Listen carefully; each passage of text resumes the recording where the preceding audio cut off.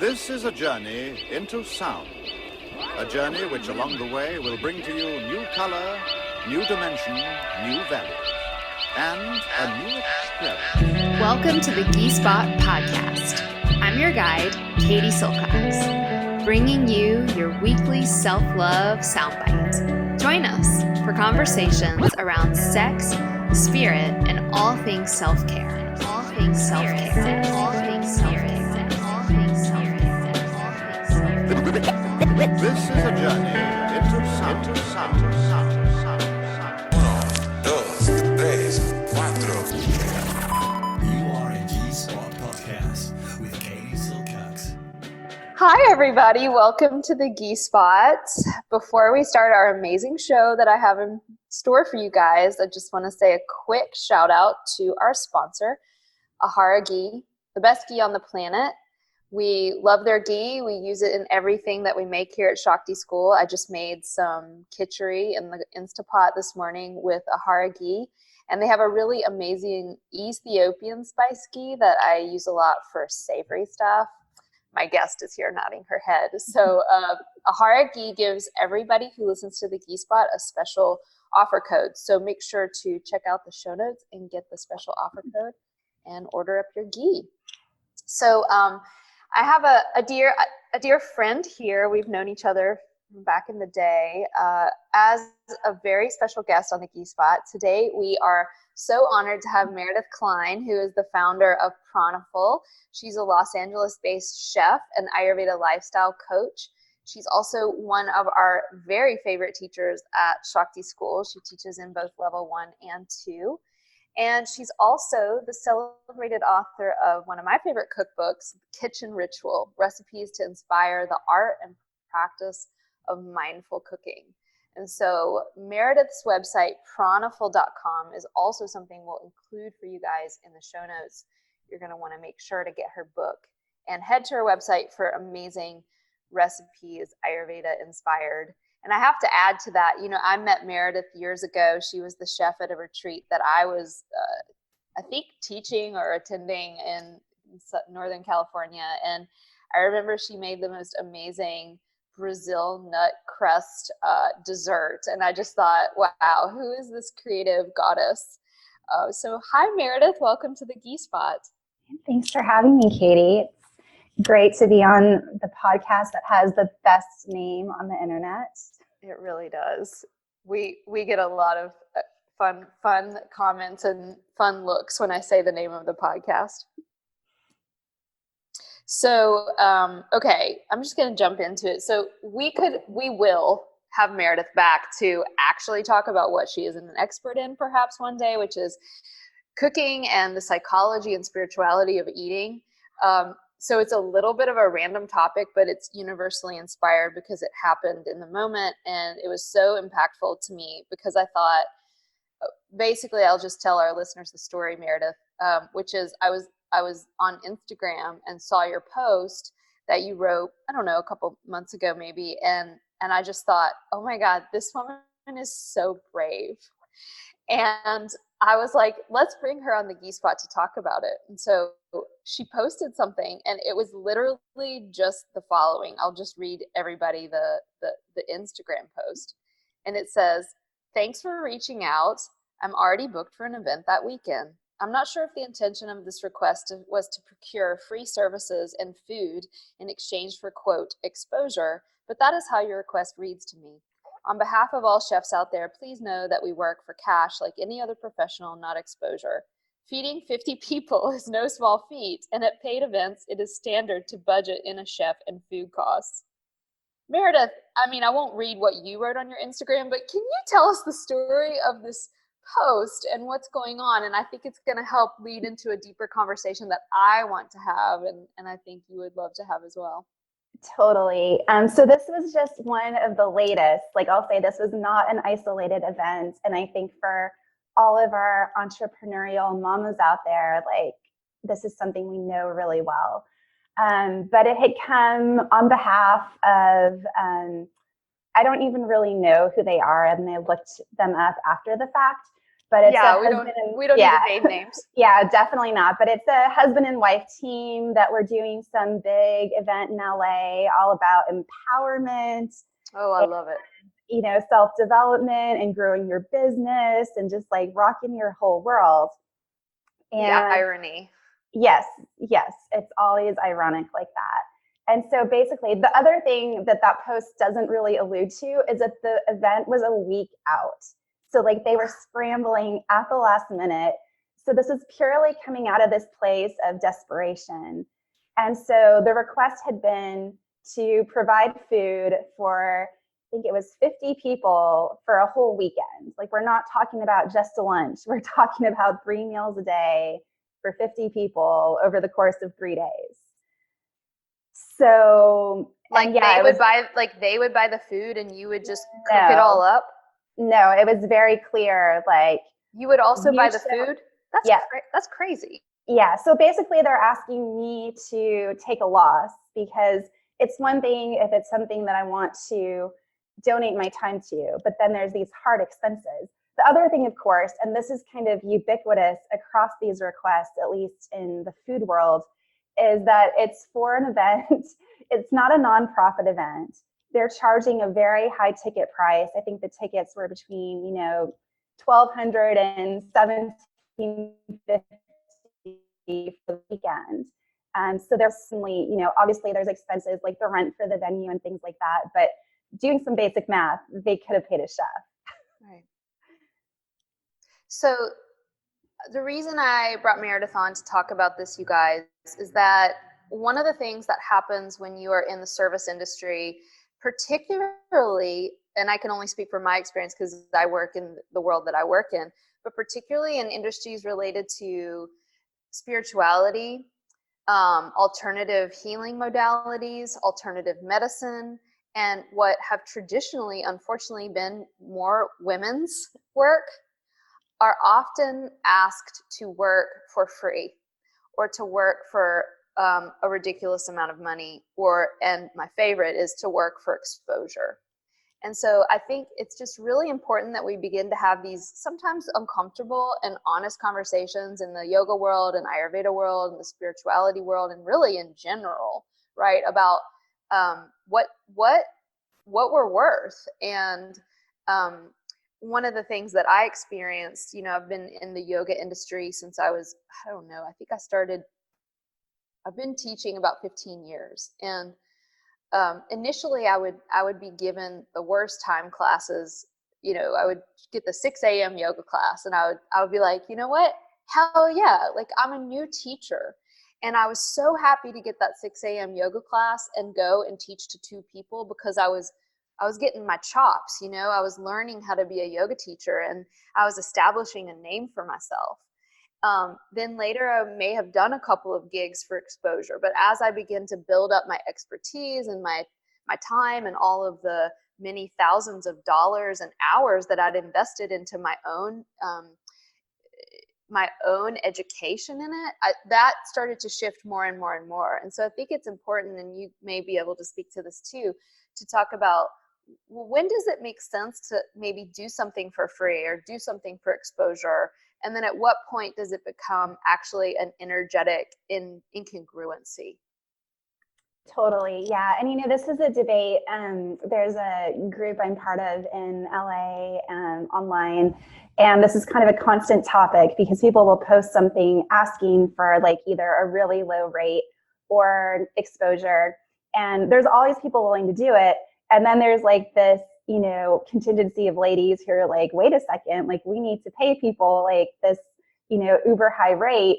And so, totally like those eager, like young millennial women, are often very excited to have something on their resume or in their portfolio. And, like you, when I started out, I definitely took some cooking gigs on that, either weren't like ideally aligned or the rate was low, but yeah, like you build your chops and that makes sense. And, the thing, for you and I, the level that we're at now, part of the reason that people are finding us and then making these requests is because, we have good SEO, we have, Totally. And so, so there's kind of this disconnect on the part of these people asking us to do things for exposure. You know, in my case, you know, I'm one person. I do have people that I refer work out to, but like at the time that I got this request, that same day, I had said no to like 5 other things. Like I'm basically, you know, booked a month out in advance. Yeah. So it's not like I'm desperately, you know, crawling the internet, like asking for work. Right. And I think there's something about that too, you know, to make this assumption that I need your exposure. Right. It's like to make a judgment about me or my business or my worth. And you know, that's just not especially for these people who are leading workshops and trainings trying to empower people. There's nothing empowering about that, either for me or for them. And let me say this, as someone who has an online yoga school, an online Ayurveda school, I am also invited into online women's empowerment conferences all the time. And all of these online women's empowerment and sometimes spiritual abundance and financial abundance ask me to do this for exposure. And my answer is always the same, and it's no. And the reason that it's no is because I have an online academy where we pay every single woman that comes on. And I know that gives them tons of exposure and hopefully, yay, it's like a side benefit. It's like a joy that arises when I know, like, we have an astrology teacher and we pay her for her time. And I know she's going to get tons of clientele because of that. That's a side benefit for her. Yay. But I don't consider that that's the way that we're paying her. And this goes if the woman is a brand new young millennial, or if she's, you know, a seasoned Mary Thompson Ayurveda Charya. And so in my business, we pay everyone for their time, unless it's someone who's coming to a training for getting the training for free that they would normally have to pay for. There's exceptions, but by and large, what I want to say to our audience, and Meredith can, you know, share her insights as well, is like, you guys, we live in a world where capital is a form of the primary form of pranic exchange, of energetic exchange. And if you happen to live on a permaculture farm where you can exchange your goat fat for someone else's online course, like, and you guys come to some sort of agreement, like, I'm all about that, but I don't live in that reality. And 99% of our listeners don't live in that reality. And so what I always tell the women that come through my program is, look, you've just spent $3,000 for this yearly program. You've just spent how many hours studying Ayurveda? And many of these women are already yoga teachers. They've already done 100 different teacher training programs and 100 different courses, and yet they still feel like they can't charge for their time. And I believe this is an unconscious way in which women have been silenced around money and silenced around the value of their time and their expertise and their voice and their intuition and their wisdom. And I see it over and over again, Meredith. The women, there is always a small contingency of women that come through our program who will never ask for money for their time, who really don't feel that their time is valuable. And what it does is, as you were saying in your women's group, it does a disservice to the women who are asking that the world step up and pay us for this amazing wisdom that we bring people. I always give the example of how many times do people go to a swanky restaurant or bar and spend $100 to $500 in a night, probably doing things to their body that will harm it. You know, meanwhile, they can have a session with you and, you know, maybe $100, $300, $500, whatever it costs, and just adds so much beauty and radiance and glory to their life. And so how are we valuing things? And so in general, in my world, I don't care if you're 18 years old or you're 80 years old, I enjoy and want to pay you for your time. It's a pleasure. And that's, you know I've heard you talk about that before, and, you know, I feel that same joy when I write. And I always love to do business with like friends as much as possible, or someone I have a relationship with. And there's nothing more blissful than writing a big check to a friend or someone whose work that you believe in. Like, that's empowerment right there. Exactly. And you know what's so cool? And my mama taught me this, and my granddaddy taught her this. My grandfather, and I'm writing about this in my next book, My grandfather had a little note card or ledger he kept in his back pocket. And in it, he had the names of all the men, mostly, that owed him money. And what my mom said is he just constantly gave people money. But he was in integrity. He kept up with it, right? And she said it was so beautiful because you'd see that where he'd crossed out their name and wrote when they'd paid him back. And then underneath, you'd see where he'd given him like a month later the same amount. And they just kept borrowing from him, right? But there was this like reciprocal nature to it. And so, and my grandfather was born with nothing and died a millionaire. And my mom always said to me, we're all just trading sticks. And right now, money is the way that we trade those sticks. And so another thing that I want to say about that joy is that I know in my heart that as long as I continue to trade sticks, I think that flow will always come to me. It's like when I write a woman, especially, I feel it stoked. When I write a young businesswoman a check for her time, I can honestly feel more money coming to me. It's like God is saying, babe, as long as you continue to be a tube through which you give others money, I'm always going to continue to flow it into you. And so in your example with these people that asked you to do this for free, what they were saying was the tube of money ends with them and it doesn't flow into you. And to me, that's a sin. Totally. Yeah. And it's just kind of not how nature works, you know, like exactly. There's these cycles and I feel the same way, you know, like you don't have to believe, I know there's like a lot of esoteric, you know, things out there about attraction and money, and you don't have to get into any of that. You just have to feel into it.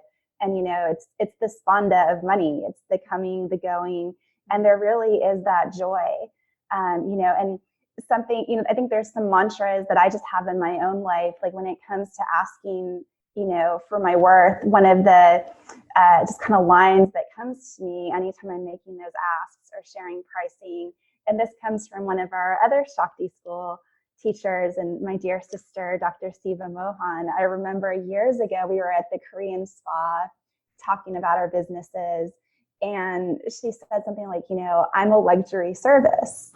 And I love that. Like, I love that mantra. Brilliant. Like, yeah, like, you know, even though like I'm providing food in a lot of cases and that, you know, is a very base need, you know, the touch and what I bring to it and the years of studying Ayurveda and the culinary training, like I am this luxury service.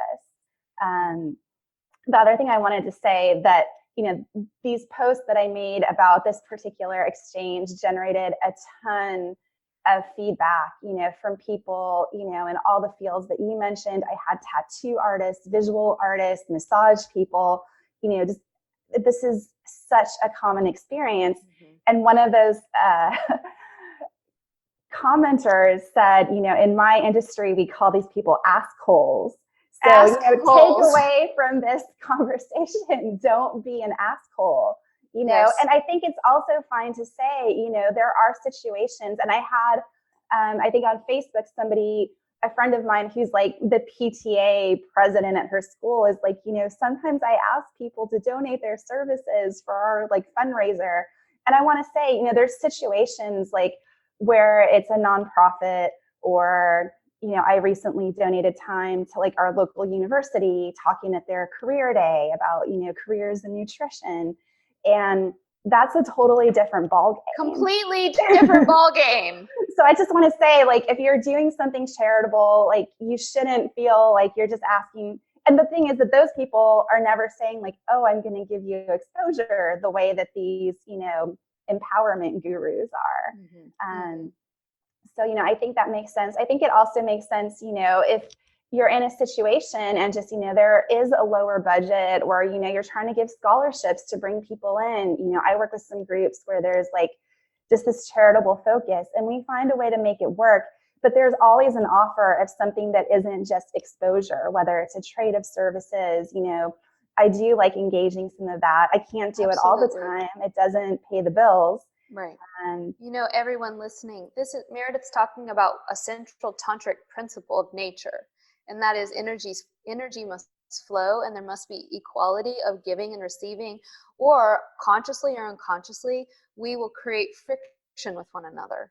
It's like if I'm in any relationship, Like imagine you're with a man and you love to cook, but you're cooking every single night. Eventually you're going to start to feel that there is a unharmonious flow. And so these are difficult conversations that we have to have with our friends and with our loved ones and with our business mates, where it's like, hey, it really is like as much as possible tit for tat. And you get to be the guide in terms of what that looks like. Okay, honey, I'm making dinner every night. So guess what? Like you're going to have to do X, Y, and Z, or what do you think? And I think these are conversations that people avoid having because they're uncomfortable, but it leads to passive aggressive scenarios later. Yeah, and I think for us business people out there, it's important. I could have just said nothing to that request. I could have deleted, but I think it's so important that we respond in a way that is fierce and firm, loving, and saying yes, and loving, and saying, this is not okay. Yeah, because absolutely. we need that. Like the only way that we're going to see a shift exactly is by people standing up for themselves and their worth and making it known, like, no, like this is not acceptable. Like you need to find the budget. You need to find that flow to release the money. It doesn't end with you.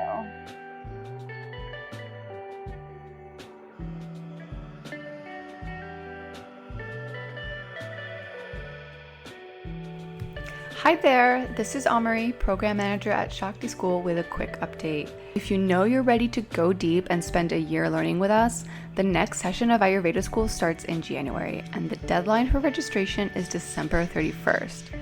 Getting back into the swing of learning can be a big commitment, but it's also the best catalyst for change and evolution. If Katie and I could have every woman do at least level 1 of Ayurveda School, we would.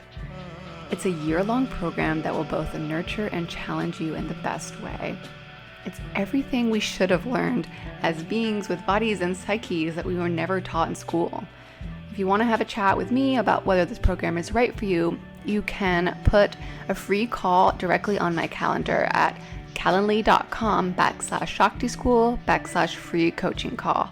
That's CALENDLY.com/Shakti School /free coaching call. And we'll also put that link in the show notes. Have a beautiful day, sisters. Now back to the episode. Oh, the irony is so deep. The fact that they're offering up an empowerment conference and not wanting to pay their staff members is ridiculous. And what I would say, in my experience, those people typically are not resting in a lot of abundance.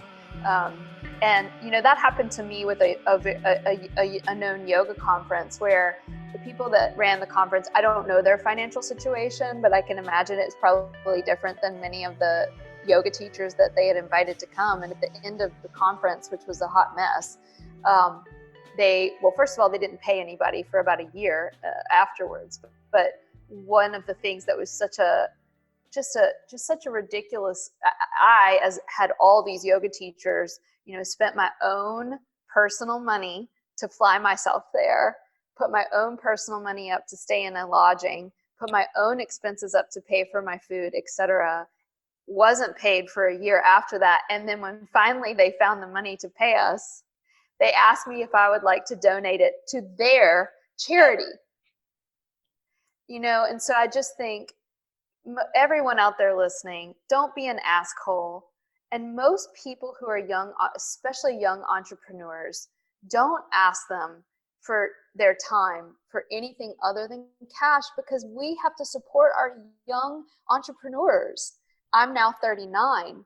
I'm moving from that stage into a different stage, as are you, Meredith, but especially our young women. Another thing that I think would be interesting to hit on, and I know you know a lot about this, while we're on the topic, is a term that I abhor, which is brain picking. Hi, can I pick your brain? And I think that's another phrase that can just be eliminated from our vernacular. I have to credit Marie for Leo with this, because I watched this hilarious, we'll put a link to it in the show notes. I watched this hilarious video that she put out, and it was saying, death to the phrase, pick your brain. And she said how to respond to people with that was, she says it tends to happen to people who have had a small amount of success. They're just getting off the ground. And so they're not like like nobody's writing Oprah, like, hey, Oprah, can I pick your brain? They're writing me and you, where we've just got our business off the ground. And guess what, everybody listening? That tends to be when the young entrepreneur is the most vulnerable, is the most busy, is the most just barely making it happen and kind of getting things going, AKA the worst time to ask for her time. And so Marie Forleo said, just say, those of you out there listening who are young entrepreneurs, just say, look, I don't even have time. Or another one is, can I take you for coffee? I don't even have time to have coffee with my mama. I don't even have time to have coffee with my sister right now. I don't even have time to have coffee with my closest friends, which is unfortunately so true, you guys. How often do we sit down and have time for those primary relationships? And now I have someone else asking me for that time. Another thing that it's super important to remember is that the thing that you're asking for often is the very thing that, for example, here at Shakti School, the thing that I make a living off of. You're asking for my time and advice, and the way I make a living is as an educator, giving my time and advice. And so even if I want to do it, I don't do it, Meredith, because it's a disservice to the women who have paid their hard-earned money to sit and be in my school every single Wednesday night. Totally. It's saying F you to those ladies. I'm going to give it away for free to this gal. So I'm curious if you have any experience of people asking you to pick your brain or give another thing. And I know I'm talking so much, I apologize. I'm just so passionate about it because I get so many emails from women asking for online advice.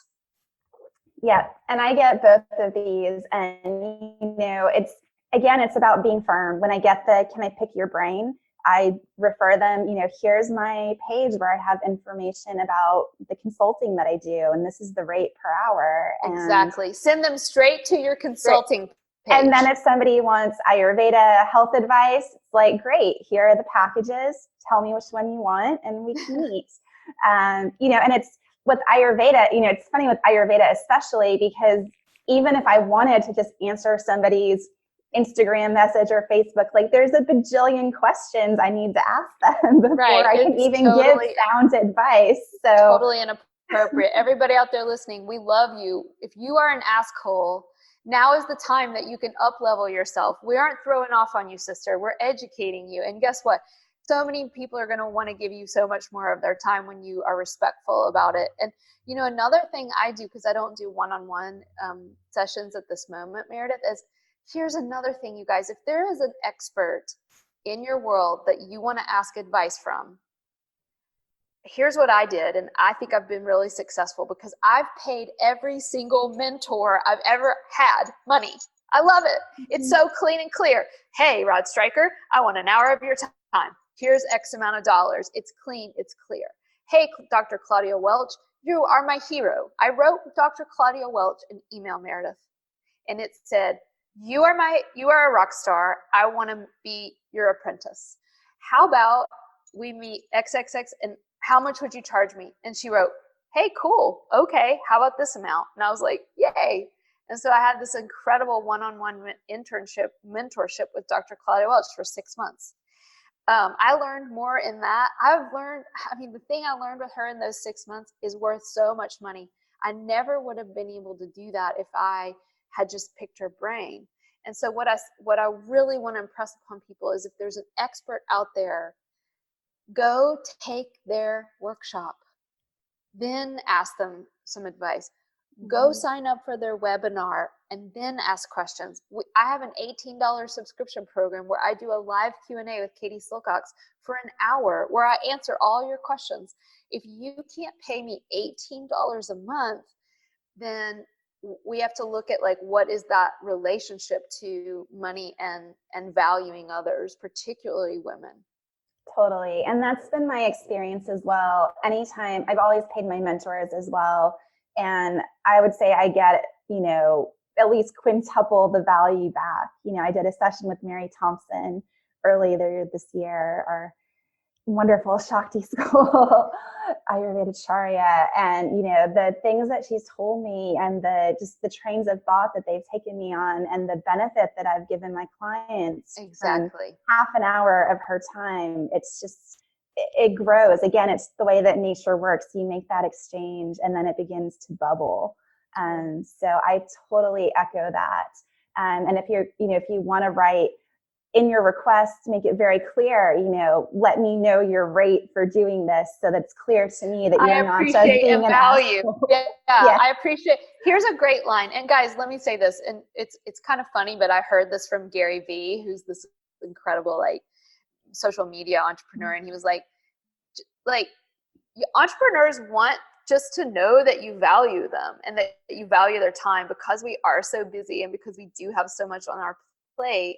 I now have, 3 employees that I'm taking care of as well. It's not just paying my bills now. I have 3 employees that I want to make sure we can pay their bills, and say, hey, dear X, Y, and Z, I really value you and your expertise and your time, X, Y, and Z. How can I set up session with you, or et cetera? And every entrepreneur has a massive ego, and they're going to be like, oh, thank you so much. Or I remember Amaury saying, compliment them, give, don't just ask.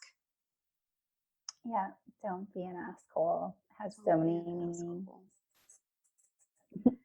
So Meredith, any other sage advice you want to offer our listeners out there, many of whom don't have their businesses and they're just learning, but others are saying, oh my God, this is me. Any advice to young entrepreneurial women out there? I think that beyond just going to the experts, it's about finding your peers. And so I've been part of mastermind groups where it was just a group of friends. All of us are entrepreneurs, and we would get together, once a week, because here's the thing, if I'm paying this one expert and you're paying this one expert, and then we come together Absolutely. And we talk, and it's like, oh yeah, well, Mary Thompson told me this, and you tell me what your expert told you about social media. And there's that exchange. So, look to your mentors and the leaders in your field, but also, and I think we don't do this enough because we come from this place of scarcity and fear and competition, and you don't want to connect with the others in your field because they're, your competitors doing the same thing. Totally. And it doesn't even have to be, in the same field. And some of the groups I've been in, we've had very disparate interests and careers, but we're all on this path of growing a business, trying to do it in integrity and trying to really help the world. So find those people that are bright lights, whether it's in your industry or outside of it, and connect with them and share in that way as well. I think that's, so valuable, and something that I was really able to do early in my career. And it's definitely benefited me and gotten me where I am. Community is so important. Yeah. Yeah. And I think what I would also add to that is that finding the delicate balance between paying experts for their time, attending workshops and events, attending online summits, etc., and trusting that the money that you invest in that is going to multiply your own business, and knowing when you've had enough advice. I was just going to say that. I think there's also a paralysis, especially among some of the younger people that I've mentored, where, it's like, well, I need to get this certification, and once I have that credential and these letters after my name, I'll be ready. And, the way that I got to where I am is just by doing. And I made some mistakes along the way, and I've learned from them, and I've improved, a lot of things, and I've buttoned things up, and, and fallen flat on your face sometimes. I mean, the things I said in my 20s, 20% is super cringy and embarrassing. And you know what? Good on ya. You're out there. You're being ballsy. Yeah. And it's also about forging your own path. I get a lot of emails and messages from young women working in restaurants in LA, totally burnt out, understandably. And, they want to know what my formula was. And the reality is I had a pretty unconventional, unique set of circumstances that launched my career and got me to where I am. And so oftentimes, like, the people you're trying to emulate, you can't, there's not a formula to just do what they did. So you also have to just like get out there and try new things. So Meredith, what was the unconventional start to your career? I mean, I was just really fortunate. I had this miserable year in grad school. Some of you have heard me tell this story before. And I basically just left. I was in a top-ranked PhD program in my field at UC Berkeley. What was your field? Sociology.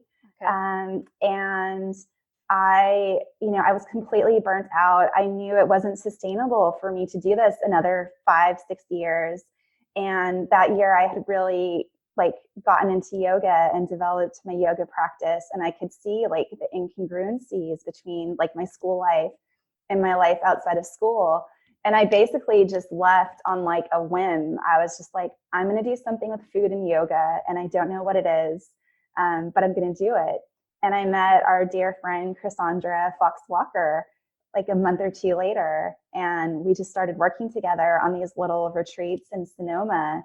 And from there, like that really was just like the launching pad for my entire career. And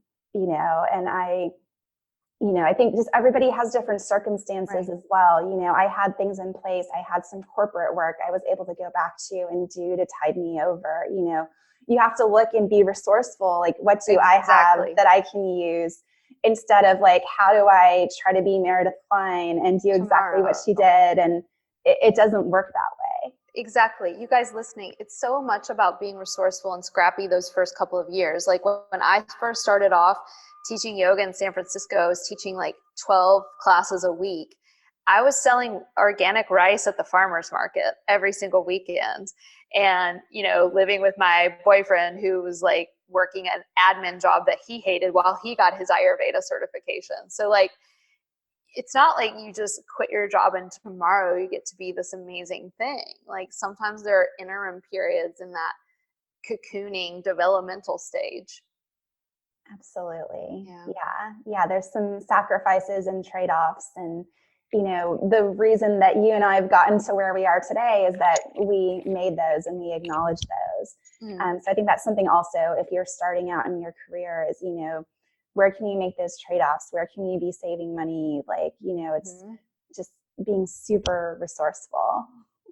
I remember my mom came to visit me in San Francisco. I could barely pay my rent, and she made me write out she looked at my bank statement, and she went through with a red magic marker and she started circling all the extraneous things.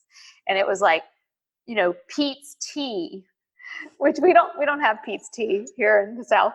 And I'm going to crack up at this one. It was like Richard Rosen's autographed copy of his new poetry book. It was like $30. And, I loved Richard Rosen and he was a friend. And she was like, my mom didn't know Richard Rosen. And I'll never forget, she took the red magic marker and she marked her and she goes, "No Richard Rosen." "No Richard Rosen. No Pete's tea." And she made me get rid of all that. And I paid off my credit card debt, and so I think there's definitely some savviness in it.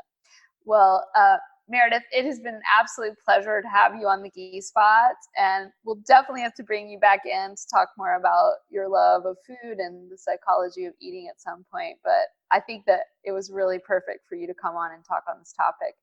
Yeah, thanks for having me. And I'll look forward to that food conversation. But honestly, in so many ways, I think what we've talked about today is so much more important. And, I want to see anyone who's listening to this, just not only succeed, but really thrive in what you're doing. And so I think there's a lot of great gems in what we've talked about today. So especially don't be an asshole.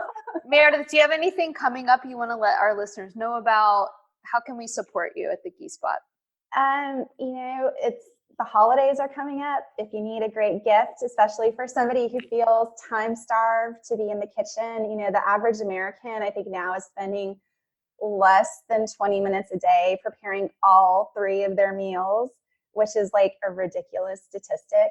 So I've got a book of recipes that are not only healthy, but super not yummy. very time consuming. So I hear it all the time from people. Like, I've never seen a book where like stuff is just both delicious and I can prepare it amidst my busy schedule. So I've got my book. Check it out. Check out Kitchen Ritual, you guys. It's really great. It's one of the ones in my stack on my kitchen counter.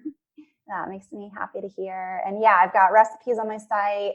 I've got a cooking retreat coming up in April for anyone who just wants to get hands-on with things. So, yeah. Thank you so much, Meredith. It's been a joy. Thanks for having me. Thanks for being brave with your Instagram.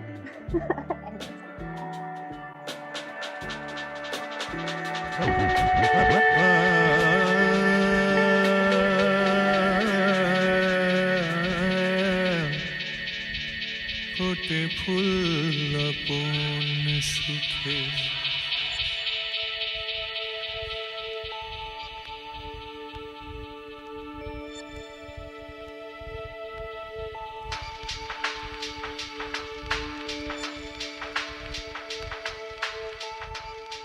फूटे फूल